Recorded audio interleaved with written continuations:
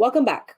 The House of Representatives recently passed the American Dream and Promise Act, a sweeping measure which provides a pathway to citizenship for undocumented children known as Dreamers.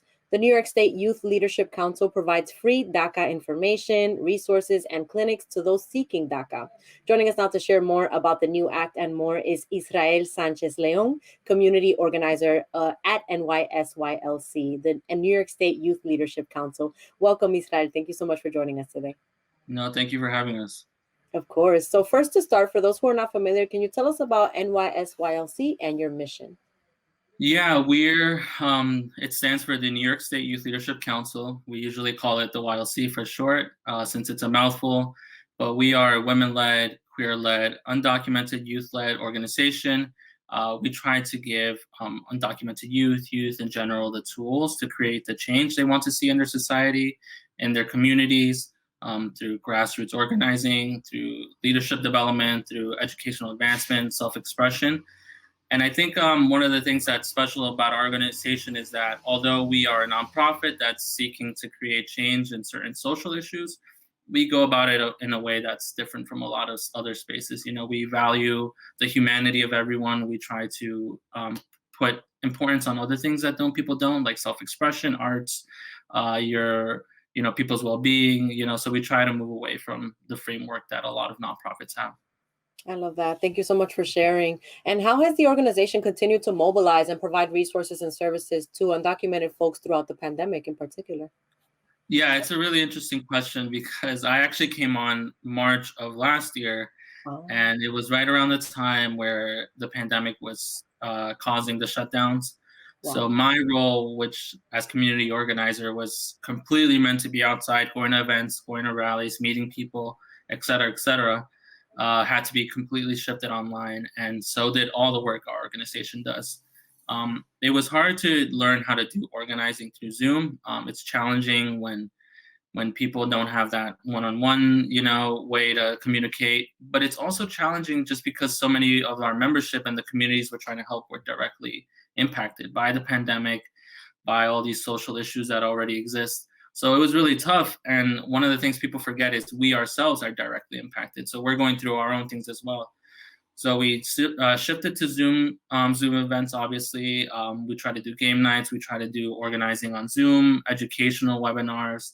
And we also set up a lot of things to help our communities. One of the things we saw right away was that the state and the federal government wasn't going to do what they needed to help undocumented communities. So we set up a fund to help undocumented families. We raised thousands of dollars that we helped distribute to so many families. Even that was not enough, though. Amidst the protest of the Black Lives Matter movement, all the killings of Black people by the carceral state, we decided to shift some of those funds to just Black families, undocumented Black families. And, we've been doing our best to not only provide space for people to organize at our nonprofit, but also to check on their mental health, to do things that aren't offered in other spaces. And, it's been a tough transition, but we're doing our best while also balancing our own needs and our own ways that we've been impacted. Wow. So you started at the height of the pandemic, and that was a huge transition for you and the families as well. But, thank you for sharing. It was definitely an understatement for me to ask how the work has continued, but you have continued it, and thank you for that. Israel, I also wanted to ask about a demonstration against deportation and ICE collaborations with New York. Can you tell us more about these demonstrations and what exactly took place there? Yeah, this was last weekend now at this point. But basically, we're a part of a coalition, the New York, New Jersey Abolish ICE Coalition. It's a bunch of other nonprofits, individuals that are coming together to work towards ending ICE contracts, ICE detention in New York and New Jersey, calling on no further deportations, no further detention. So we've been doing a lot of work behind the scenes, helping community members, helping people that are detained, working on legislation. But we wanted to show physical support for the people that are being detained and call on Biden to end and abolish ICE on New Jersey and New York, to end ICE contracts. So our focus was a rally, and we went there, we showed up in person, we chanted, we spoke about our experiences. But one of the most important aspects of the event, I think, was having people that were directly impacted. We had people that were recently released. They're speaking about their experience in ICE. We're truly believe that no one is better to tell the story in any issue than the people who are directly impacted. On top of that, we had people call in who are still currently being detained, family members of people who are being detained. And I think it's one of the things that often gets lost in these conversations is that these are real people. And these, the criminalization aspect often makes people outside watching forget the humanity of the people who are being impacted. So we truly are trying to do this through an abolitionist lens. We don't think anyone should be incarcerated. So we were pushing for that, and we were calling on, the end of all that through rally, through protest, through arts, through chants, through being there in community. So that was very important for us to do last week, and we continue to do the work, off the ground as well. Right. And one of those pieces of legislations introduced recently was actually the American Dream and Promise Act. What will the act provide for young immigrants? How does the YLC feel about it? Yeah, as an organization, we definitely have mixed emotions about it. Personally, myself too. It would give a pathway to legal permanent residency to millions of undocumented youth, not only people with DACA or the people that are often referred to as dreamers, but also people with TPS that qualified for it. I think as of January 1st of 2017. It is a good bill. We do hope that it passes, but there are a lot of aspects that we don't like about it, particularly the criminal bars that are in place.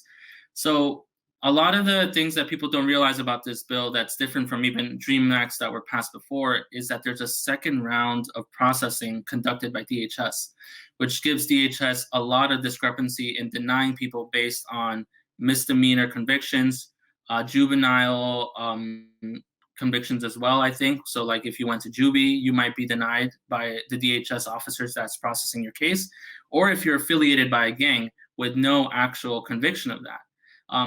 So what we see often in these situations is that these things are done in a way that's racially motivated. So there's a reason why these things were implemented in there, which is to appease to the white supremacists, Republicans, the people that don't want certain people here. And it gives DHS a lot of discrepancy to deny people in that second round. It will provide a pathway to permanent residency and citizenship for a lot of people, but we're worried about what those criminal bars are going to do, and quote unquote criminal bars. Misdemeanors, people often forget, are things you get convicted for that will be less than 12 months in jail. And, that's a lot of people. A lot of people make mistakes when they're young. A lot of people go to juvie for doing stupid things. I don't think that's a reason to deny people their rights. And secondly, this whole gang member affiliation, who decides that? If I end up in a photo with someone who's a quote unquote gang member, then I could be affiliated in that way and be, denied. So those are dangerous provisions. A lot of people are fighting to get those removed. Of course, if the bill passes, it will provide a lot of relief for some people, but it doesn't go nearly far enough. And, we're going to continue to fight even if it does pass. Thank you for sharing, Israel, a little bit more about that. Something that the YLC also offers is free DACA clinics. Who qualifies for these free DACA clinics, and when and how are they being held? Yeah, we actually, one of the things that's interesting about our organization is we're not actually a service providing organization, which means we don't usually help people file DACA. We don't usually provide the relief that we were giving last year in terms of monetary payments, but we try to respond the best to the moment. And, we realize we're in a pandemic. We realize that DACA faced a lot of challenges in the court last year, and a lot of new people may qualify even without this new legislation passing. So we're planning to have one on April 10th. A lot of people have already been signed up and pre-screened, which means the organization that's helping us, NYSYLC, calls and interviews them and sees if they qualify for the relief, because obviously DACA is not all-encompassing. But a lot of people were able to sign up. We're still figuring out, because I don't think we're fully done yet with that. But if you need more information, you saw the email on the screen, you can email us as well. It's basically open to anyone who wants a legal screening to see if they qualify. I know a lot of people that didn't apply the first time before it was, it's been in court since the last administration. So please give us a call, reach out via Instagram, reach out via Twitter. We'll do our best to respond as quickly as possible. And if we can provide the help that day of, we can definitely refer you to someone who might.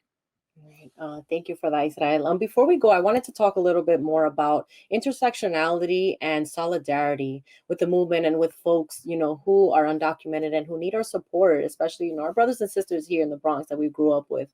Can you just talk to us about just the importance of that and empathizing with those, even though your situation may be different? Yeah, it's a lot of ways to show up for people. Rallies, protests aren't the only ways. There's a lot of community work being done behind the scenes. The coalition that I'm a part of does a lot of that work. There's ways to support our organization through other means. It doesn't have to be through organizing or policy work. We have education teams. We have dream teams, which help students in high schools and colleges who are undocumented navigate systems that aren't meant for them. We have a lot of programming that's done for fun and self-expression, even in this online world that we're adapting to. And even just providing monetary support. The thing that keeps our organization running is that as well. So any ways that you can show up for your community is more than appreciated. I think it's important to understand how a lot of these things are linked. It's not a surprise that in the midst of a pandemic, we saw just how fragile and just how broken our system was, and we forget that it's meant to be this way as well. So, capitalism, white supremacy, all these isms are working together to create these barriers for certain people. It's the carceral state both affects Black people being murdered and causes that, and also causes the criminalization, deportation of immigrants, which is also a Black issue, which often people forget. So there's a lot of the isms that work here, patriarchy, white supremacy, and we're doing our best and trying to be part of a movement that does that. So in any way you can get involved in your local communities, I think it's the most important way. Mutual aid networks, local community fridges, just these small things, these small ways to show up for people eventually make a bigger difference. And I think that's important. There's a lot of ways to be involved. There's not one right way. I think the first good step to take is to educate yourself on these issues, learn more about the people doing the work, who's leading that work, what is it actually trying to accomplish, and getting involved. Right. Thank you, Israel. Before we go, just how can people stay in touch with YLC and learn more? Any websites or Instagram handles and all that good stuff that we can stay connected? Yes, the great thing about our organization is it's a very unique name. So all our handles, all our websites are the same, NYS YLC. If you Google us, look us up on Twitter, Instagram, please follow us. We're always trying to raise that number because it helps us reach more people and it helps our impact. Tune into our Instagram lives, tune into all the work that we do. There's a lot of great work being done. I know it doesn't seem this way right now, but we are a women-led organization. And it's important for us to support the work that we're doing. So thank you. And yeah, you can find us through that handle. Thank you. Thank you again for your time today, Israel. Thank you. Have a great one. Israel Sanchez Leon is a community organizer at New York State Youth Leadership Council. You can stay in touch on the handles that he provided. We'll be right back. We're taking a quick break here on Open BXRx.